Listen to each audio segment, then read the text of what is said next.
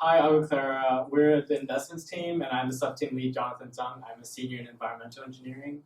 I'm Chloe. I'm a junior in econ and InfoSci. Hi, I'm Nicolette. I'm a senior in AIM.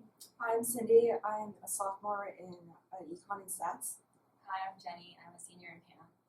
And for our final symposium, we're going to highlight some of the stuff we've done this semester. Some of the highlights of what we've accomplished is we've completed a financial model, a geographical feasibility study, a Facebook page with our tutorial videos, and a donor and investor database. We hope you enjoy our presentation.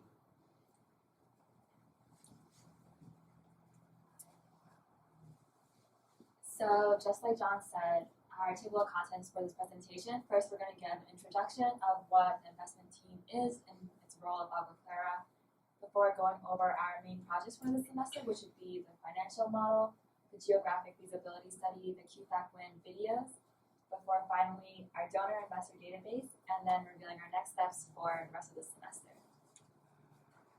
So we normally like to introduce our presentation in the symposium with an overview of how impact investing works and how we're trying to apply that to Agua Clara. So basically, we start with patient capital, which is investors that are willing to accept a longer return period for their money at a lower interest rate because they're interested in the social benefits that come with investing in Agua Clara. So then we have our Agua Clara technology, which provides what the patient capital seekers are looking for, in addition with community support. So that includes APP, the communities, our operations here at Cornell, and then with that, hopefully we can provide clean water access to as many communities as possible.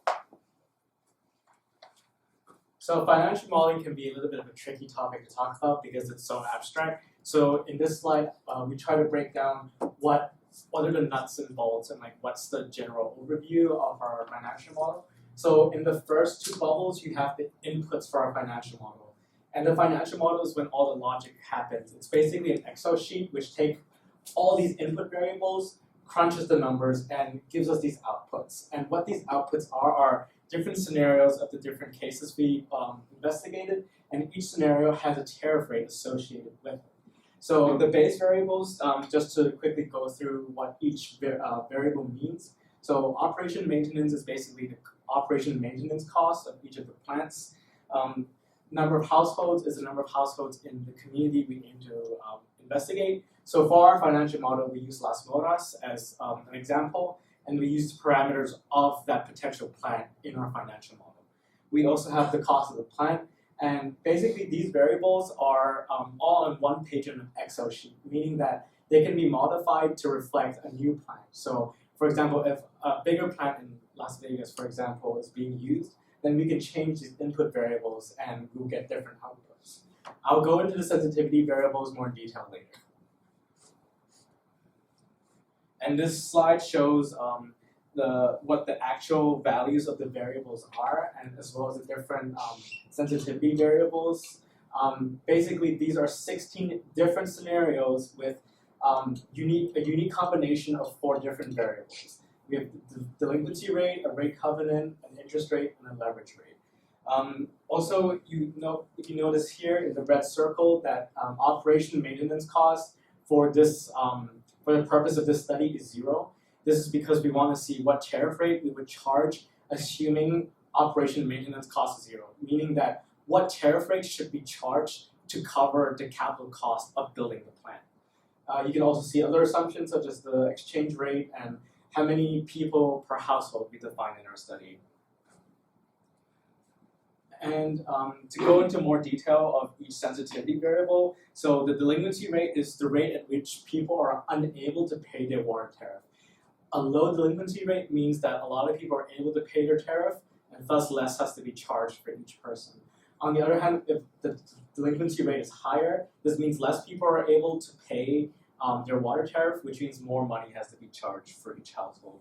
A rate covenant is basically like a layer of padding that we give to our loan that the lender is giving us. So for example, a high rate covenant means a lot of padding to this loan, meaning an additional 20% of the loan is taken out just to give investors a peace of mind that some of their investments are being recovered. An interest rate is the interest rate of the loan which means that how much additional has to be paid back in addition to the loan taken out to account for the time value of money, and the amount of leverage, which is basically the proportion of the amount of money borrowed versus the amount that the community is able to front up to pay for the plant costs. And here is the results from our financial model. This shows that the $79 shows that in the best case scenario, each household would only have to pay 79, these are on lempiras, by the way. So 79 lempiras is the best case scenario for a household, but this only accounts for the capital cost, which means that this tariff rate will only account for the cost of constructing a plant and not the cost of maintaining the plant. On average, communities in Honduras now pay around 90 lempiras, which shows that this number is within a feasible range. And in this example, we increased the operation maintenance cost from $0 to $10,000 per month, per year. Sorry, and this shows how the tariff rate changes and is so before it was 79 lempiras, now it's 128. This is not that much of a jump if you consider the costs associated with buying the materials and paying for the labor costs associated with maintaining the facility. And in this page, we also increased the operation maintenance cost by another $10,000, and that made the scenario I was highlighting 176 lempiras. It's still within a feasible range if you consider that this is the cost of operating, maintaining, and building a plant. Currently, the 90 lempiras that communities in Honduras pay, this only is able to cover operation maintenance costs because all these plants in the past have been grant financed, but this is a debt financed plant, which is completely different. And next, we'll talk about the geographical feasibility study.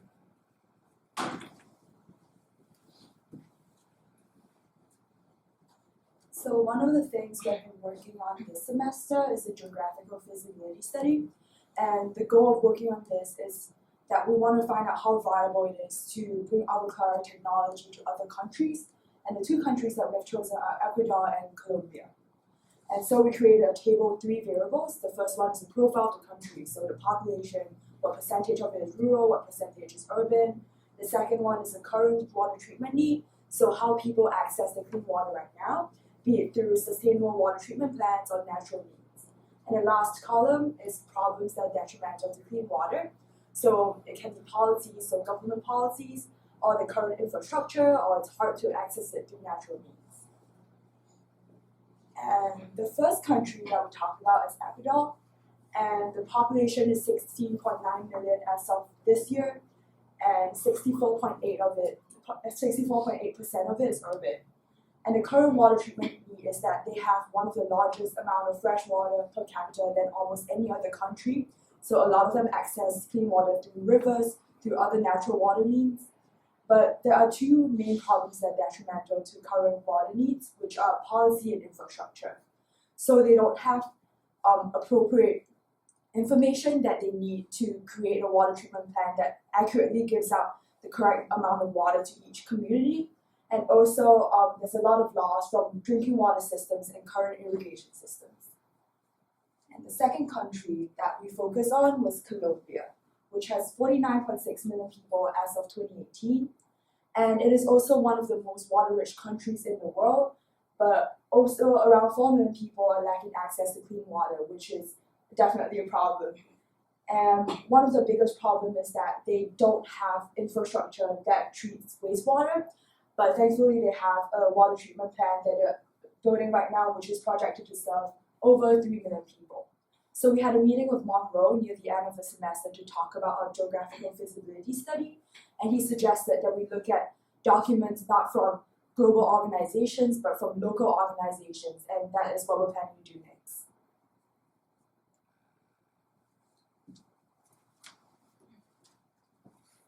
So QFAC is a Spanish accounting software, and it's really important to the team because it allows us to demonstrate the financial feasibility of the plans that we are potentially building in Honduras. But most importantly, it's important to people in Honduras because it allows them to track their finances. This accounting software is really easy to use. However, to take advantage of the key features, there are some instruction that we need. So, in order to combat this problem, our team created a series of tutorial videos in English and Spanish last semester, and a bilingual team member took charge of this. Currently, one of the main objectives this semester is to find the best method to roll out these videos. So, from Monroe's recommendation, we contacted APP engineer and Agua Clara alumni, Juan Guzman, who is currently in Honduras. And he said that the best way to roll out these videos is through Facebook, because a lot of people in Honduras have access to unlimited data through Facebook on their phones.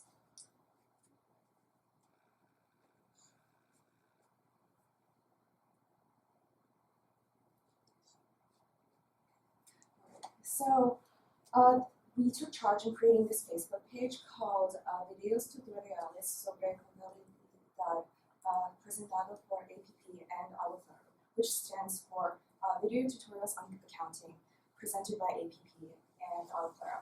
Originally, we put all the videos with their descriptions on the page. However, we decided that it looked a bit unprofessional, and we put a cover page of Honduras with the Agua Clara's logo on it, as well as the Agua Clara logo on the profile picture.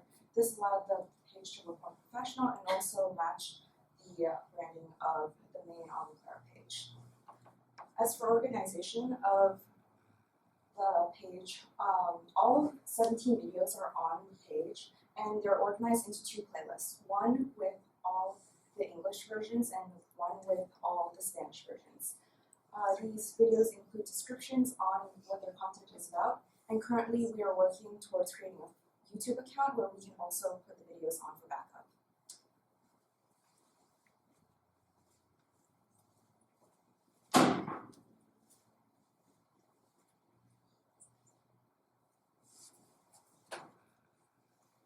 Okay. And so for our last project for the semester, it was the donor investor database that we started building last fall. And so this semester we worked on completing it. And so, like before, we had three different groups: the government aid agencies, the foundations, and corporations that could be potential investors of Agua Clara technology. And we still have the same four information included, which would be their world and regional focus, so whether or not they're likely to invest in Honduras, their watch focus, their budget for this year, and their contact information, which is their address and their phone number. And so on the right here, I just have two excerpts. The first is from our foundations database, and the second is from our corporations. And so in the foundations database, we highlighted in yellow the ones that are most feasible of becoming potential investors. And on the bottom, likewise, we highlighted in green the corporations that are most feasible of becoming potential investors, and the ones in red are those that are most likely not.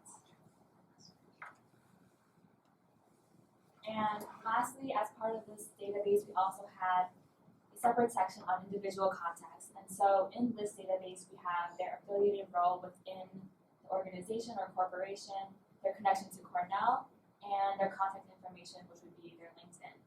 And like the two other pieces I just talked about, we highlighted in yellow the ones that are most likely to be reached out to because they have highest chance of financing Agua Clara. And with these three databases, we have three main tasks. The first is to build an investor outreach engagement plan, which will help us build lasting relationships with these potential investors. And finally, with our advisor John Foote, we hope to create a tailored pitch book that will let us move these relationships forward.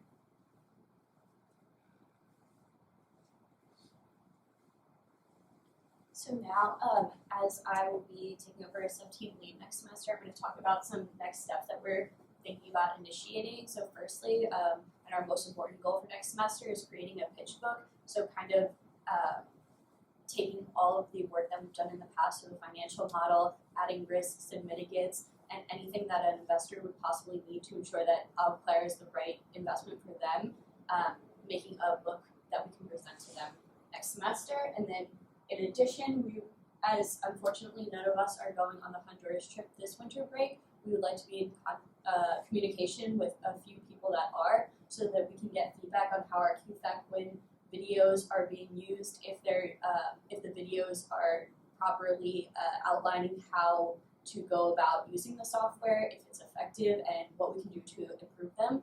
And then third, we want to continue in talks with Juan to make sure that we are in our financial models, as you can see in the appendix and earlier slides, that the calculations that we made are in line with an affordable tariff for the community. So right now we assume it to be 90 lempiras, but that differs depending on the community that we're talking about. So we need to constantly be in contact with him.